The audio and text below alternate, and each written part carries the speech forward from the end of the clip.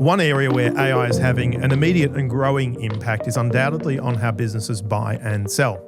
Like internet search before it, AI has changed how we all research products and companies before we buy, but also in how we sell and market solutions to prospective customers. In this episode, we explore how organizations can embrace AI in sales to boost performance while keeping people at the heart of the relationship. Hello and welcome to the AI Forecast. I'm your host, Paul Muller. Join me along with leading companies and industry experts as we explore the past, the present, and the future of data and AI in the enterprise every week. Proudly brought to you by the amazing folks at Cloudera. Well, someone who's been using data to help his teams perform better across his career is today's guest and friend of the show, Cloudera's Chief Revenue Officer, Frank O'Dowd. Welcome to the podcast, Frank. Thank you. Great to be here.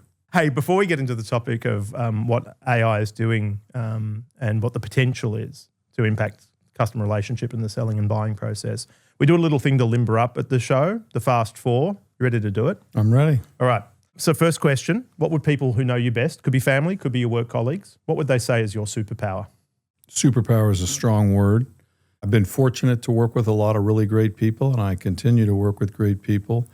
And one thing that I feel like I've picked up from them is the ability to identify the North Star and maybe cut to the root of what the problem might be. And I like to think that I have the persistence and grit to see it through. I think that's a heck of a pattern. Works very well as Chief Revenue Officer. I'm sure it's literally your day job, isn't it?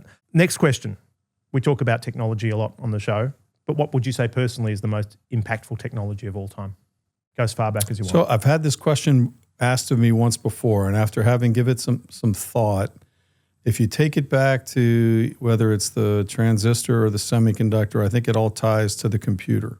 For me, what the computer does is it assists and enables human thought. So I think that's pretty powerful. Steve Jobs, I don't know if you know this, called it the bicycle for the mind. Isn't that good. a great? That is very good. It's so Steve Jobs. I'm going to steal that. You feel for words from him. Yeah. All right, next question. We talk about what AI is going to do for business on the show all the time. Let's get personal. What would you like to see AI do for you in your future?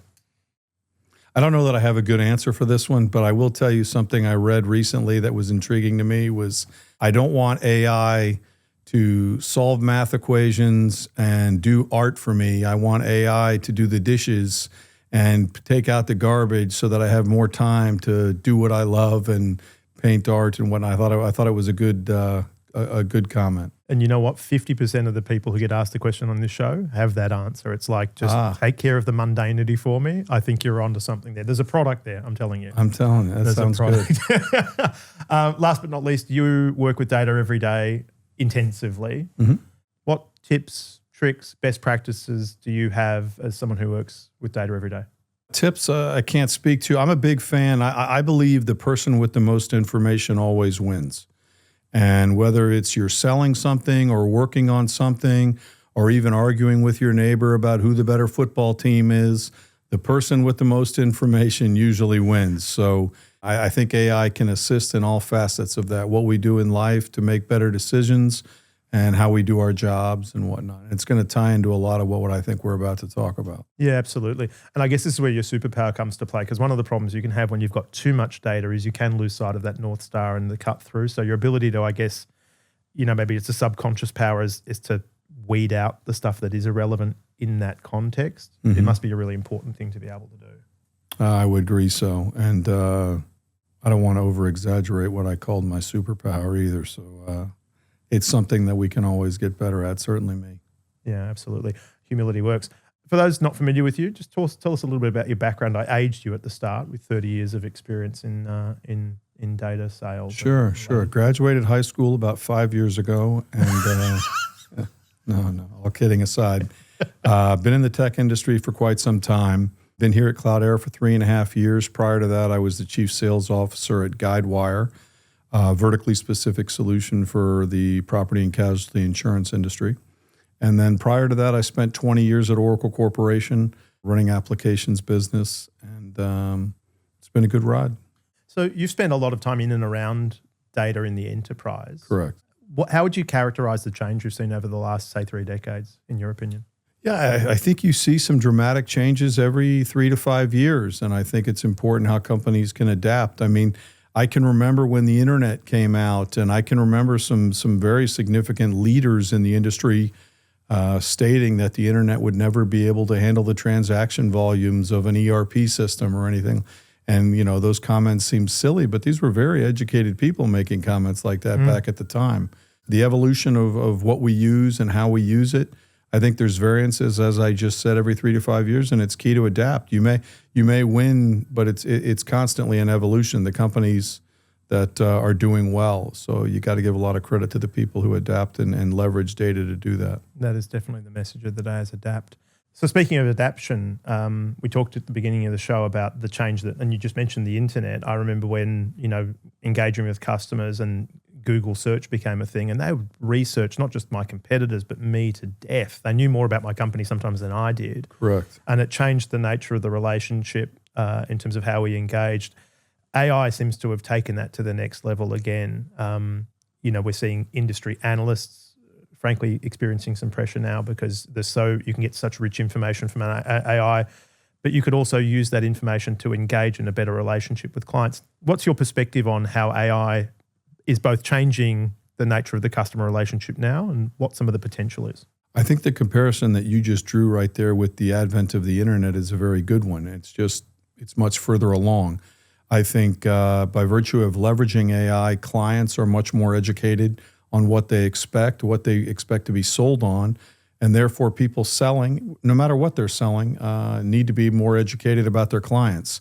There is no excuse to not understand their industry or what their KPIs are, to not understand why they would be looking at a solution. So I think it's incumbent upon people to leverage AI to have the information that makes you relevant with the people you're selling to. Now, if you're in a less complex sale, I think agentic AI can also solve there. I mean, you're seeing call center applications being built with agents.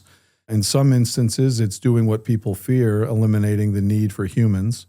In others, it's expediting processes and providing tools to people to be able to sell with. Here at Cloudera, that's not necessarily how we would use it. I think it's more along the lines of being better at what we do, and it's a complementary function to the human touch. Absolutely. I mean, I know certainly when people are trying to, I was going to say sell to me, but let's be clear, most customers buy and you compete to win their business, don't you? It is them understanding me before they come and make that first call, knowing my business really well. And that used to be a process that would take sometimes weeks or even months digging in. How can salespeople use tools like AI to be better prepared for that first customer call, to make sure that they understand the context that they're going into? Sure.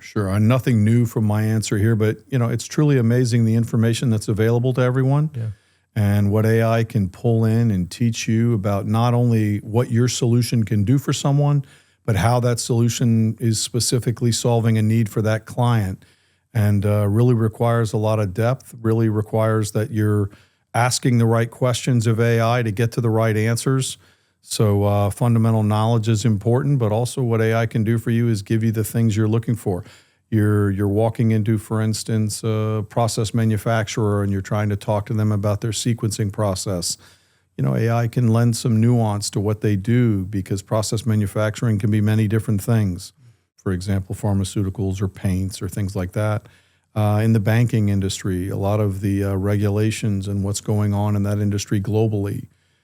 These are things that AI can assist with, and then the person who's leveraging it needs to tie it back. And we believe it doesn't replace a personal touch. I'm a fan of people meeting people and actually having a conversation, but at the same time, AI should definitely be leveraged to make you smarter, and in turn, that much more valuable to the customer themselves. It should be a valuable discussion. The person with the most information usually wins. There you go.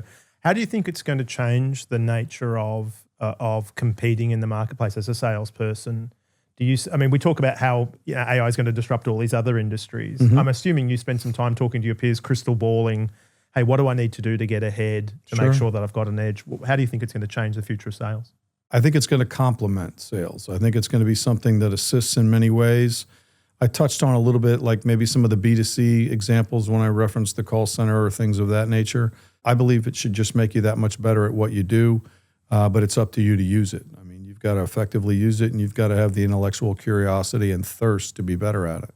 Yeah. Do you think we're also going to need, I mean, because, back in my day, we'd spend a lot of time educating salespeople on things like sales methodologies and so forth. Mm-hmm. We never really spent a lot of time educating salespeople, maybe other than Excel, on some of the basics. Do we think we're going to need to do a bit more to give them maybe, training on things like how to best prompt an AI to... So we are, actually. That's something we're doing here at Cloudera. We are providing training. We've standardized on a model internally, and what we are is providing training to our salespeople on how to best use it, and then also some best practices as something we find to be successful with a particular salesperson or maybe in an engagement with a client. We make sure we leverage that and enable the rest of the team on what worked and what didn't work so that we get better, our own little internal model. I love it. Any surprises so far coming out of that? Only that, what's available to you is even more than you know. Every time you dig in, you realize, wow, I didn't even think I could get that deep, and you can get a lot deeper than you think. So it's pleasant surprises. That's incredible stuff. All right, well, with that, if people are interested in learning more or getting in touch with you, where can they go? Then go to cloudera.com, and we should put you right in touch with whatever you need if you just reach out. Perfect. Excellent. Frank, thanks so much for joining us. Oh, pleasure to be here. Thank you for having me. It's been awesome having you on. All right, with that, if you have got any comments or questions for Frank or the rest of the team, make sure to leave them in the comment section below, or you can hit us up on LinkedIn using the handle @Cloudera with any of your feedback. As always, we've got a great array of guests coming up, so make sure to like, share, and subscribe so you don't miss another drop. With that, we'll see you all next week. Thanks for watching. All right.